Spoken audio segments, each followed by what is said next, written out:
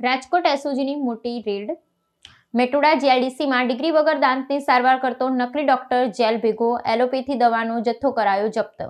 રાજકોટના ઔદ્યોગિક હબ ગણાતા મેટોડા જીઆઈડીસી વિસ્તારમાં લોકોના જીવ જોખમમાં મૂકતા એક નકલી દાંતના ડોક્ટરનો રાજકોટ ગ્રામ્ય સ્પેશિયલ ઓપરેશન ગ્રુપે પર્દાફાશ કર્યો છે।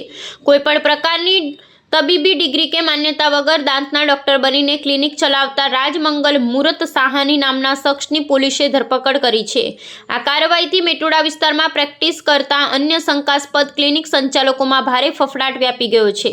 રાજકોટ ગ્રામ્ય એસઓજીને ચોક્કસ બાતમી મળી હતી કે મેટોડા જીઆઈડીસીમાં એક શખ્સ ડોક્ટરની ડિગ્રી વગર ડેન્ટલ ક્લિનિક ચલાવી રહ્યો છે।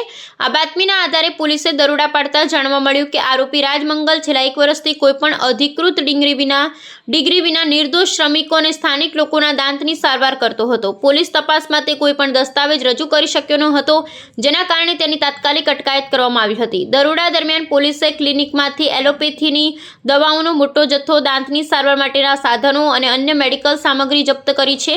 ચોંકાવનારી વાત એ છે કે યોગ્ય જ્ઞાન વગર એલોપેથીની દવાઓ આપવા દર્દી માટે જીવલેણ સાબિત થઈ શકે છે। પોલીસે આરોપી વિરુદ્ધ મેડિકલ પ્રેક્ટિશનર એક્ટ અને છેતરપિંડીની વિવિધ કલમો હેઠળ ગુનો નોંધી વધુ તપાસ હાથ ધરી છે।